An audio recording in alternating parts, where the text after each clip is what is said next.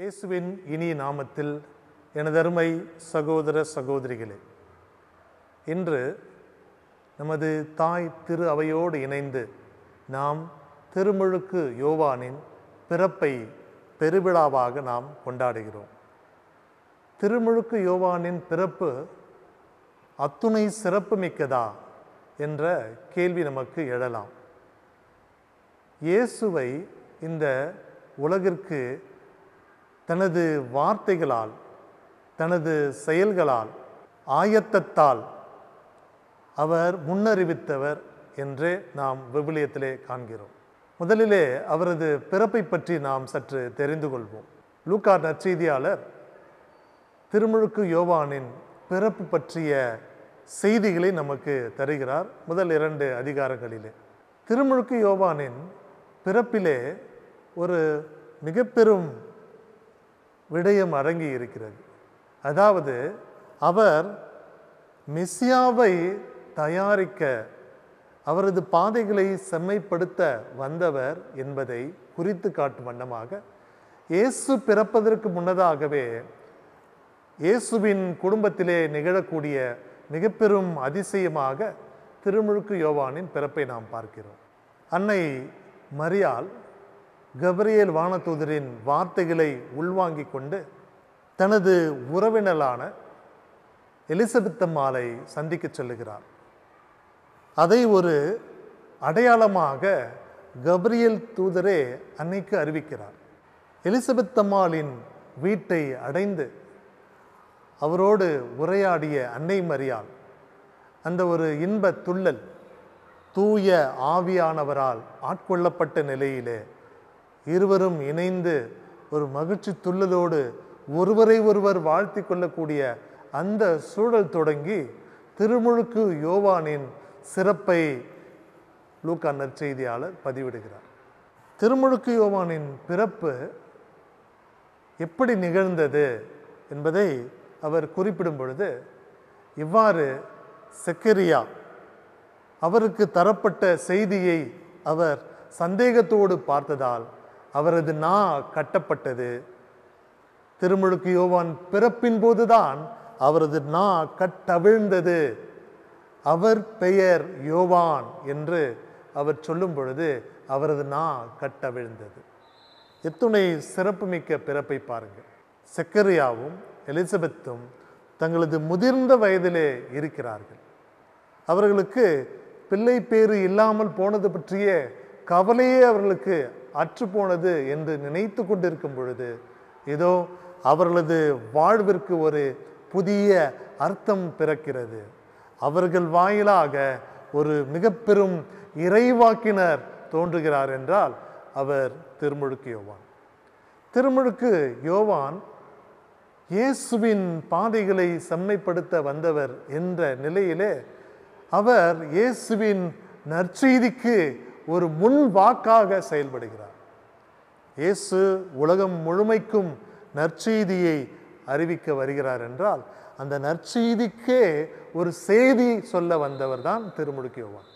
இப்படியாக செம்மறியான ஆட்டுக்குட்டி வருவார். இந்த செம்மறியை, இந்த ஆட்டுக்குட்டியை நாம் பின்பற்ற வேண்டும் என்ற அந்த சூழலை நாம் திருமுழுக்கு யோவான் இயேசுவுக்கு திருமுழுக்கு கொடுக்கக்கூடிய அந்த நிகழ்விலே நாம் பார்க்கிறோம். இதோ கடவுளின் ஆட்டுக்குட்டி என்று இயேசுவை அவர் குறிப்பிடுகிறார். எந்த நிலையிலும் தன்னை உயர்வாக, மேன்மையாக நினைத்து கொள்ளாமல் திருமுழுக்கு யோவான் இயேசுவின் மிதியடி வாரை அவிழ்க்க கூட தகுதியற்றவன் என்று தன்னை பற்றி அவர் மிக விமரிசையாக, பிரபலமாகவே அவர் சொல்லிக் கொள்கிறார். எல்லோருக்குமே அந்த செய்தியை தான் அவர் தருகிறார். அவர் திருமுழுக்கு கொடுத்தாலும், இயேசுவுக்கே திருமுழுக்கு கொடுத்தாலும் அவர் தன்னை எப்பொழுதுமே உயர்வாக எண்ணியதில்லை. நமது திரு அவையின் பாரம்பரியத்திலே 4ஆம் நூற்றாண்டுக்கு பின்னதாக திருமுழுக்கு யோவானின் பிறப்பை பற்றிய நிறைய பண்டிகைகளை, கொண்டாட்டங்களை நாம் கொண்டாடி வருகிறோம் என்று பாரம்பரியம் நமக்கு சொல்லித் தருகிறது. இன்றும் கூட திருமுழுக்கு யோவானுக்காக எழுப்பப்பட்ட ஆலயங்கள் ஏராளமாய் இருக்கின்றன. எல்லாம் நமக்கு சொல்லக்கூடிய செய்தி என்னவென்றால், இந்த திருமுழுக்கு யோவான் இயேசுவை பற்றி நமக்கு அறிவிக்க வந்தவர். இயேசு எப்படி உண்மைக்கு சாட்சியம் பகர்ந்தாரோ அதுபோல தன் வாழ்விலே அவர் உண்மைக்கு சாட்சியம் பகர்கிறார். இயேசுவும் திருமுழுக்கு யோவானும் யார் யார்? இருவரும் உறவினர்கள்தான் என்ற நிலையை தாண்டி திருமுழுக்கு யோவான் தனது வாழ்வை மிக தீவிரமான ஒரு ஆழ்நிலை கடினத்துக்கு உள்ளாக்குகிறார். ஒரு கடினமான வாழ்க்கை முறையை அவர் பின்பற்றுகிறார். அவர் பாலை நிலத்திலே தங்குகிறார். அங்கு இருக்கக்கூடிய வெட்டுக்கிளிகளை உண்கிறார். ஒட்டக மயிராடையை அவர் அணிந்து கொள்கிறார். இப்படியாக தனது வாழ்வை மிக ஆயத்தமான ஒரு வாழ்வாக, இயேசுவின் பாதையை செம்மையாக்குவதிலே தன்னை முழுவதுமாக ஆயத்தப்படுத்தக்கூடிய ஒரு நபராக திருமுழுக்கு யோவான் இருக்கிறார்.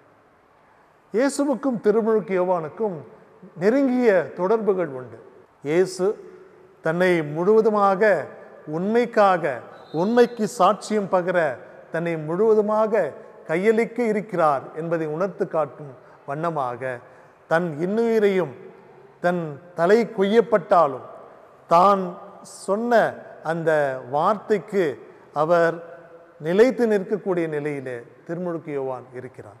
ஒருவரது வாழ்வை சரிப்படுத்த வேண்டும் என்றால் அது நான் இறந்தாலும் கூட பரவாயில்லை, அவரது வாழ்வை சரிப்படுத்த நான் நிலைத்து நிற்பேன் என்ற செய்தியை திருமுழுக்கு யோவான் நமக்கு தருகிறார். அவரது தலை கொய்யப்படுகிறது. அவர் தலை வெட்டுண்ட நிலையிலே இதோ மொத்த திரு அவைக்கும் ஒரு மிக பெரும் சாட்சியமாக இருக்கிறார். இயேசுவுக்காகவே ரத்தம் சிந்தியவர் அவர். உண்மைக்காகவே சாட்சியம் பகர வந்த இயேசுவை முன்குறித்து காட்டியவர் திருமுழுக்கு யோவான். இன்றைய நாளிலே திருமுழுக்கு யோவானை நினைத்து பார்க்கும் பொழுதெல்லாம் எப்படியாக, எவ்விதமாக நாம் சாட்சிய வாழ்வு வாழ்வது என்பதை பற்றி நாம் உணர்ந்து கொள்ள முற்பட வேண்டும். இயேசுவின் நற்செய்தியை பல இடங்களுக்கு அறிவிக்க சென்ற பவுலடியார் சொல்லுகிறார், எந்நிலையிலும் இயேசுவின் நற்செய்தியை நாம் அறிவிக்க வேண்டும். எந்த சூழலிலும் அவரது நற்செய்தியை நாம் தயாராக இருக்க வேண்டும். வாய்ப்பு கிடைத்தாலும் கிடைக்காவிட்டாலும் நற்செய்தியை பறைசாற்ற வேண்டும் என்று பவுலடியார் சொல்வது போல திருமுழுக்கு யோவானின் அடி ஒற்றி இன்றைய நாளிலே நாம் அனைவரும் இயேசுவின் நற்செய்தியை தாங்கியவர்களாய், இயேசுவின் நற்செய்திக்காக நமது வாழ்வையும் கூட தந்துவிட துணிபவர்களாக மாற வேண்டும் என்பது இன்றைய காலத்தின் கட்டாயம் என்று எண்ணி நாம் நம்மையே திரு அவைக்காக அர்ப்பணிப்போம்.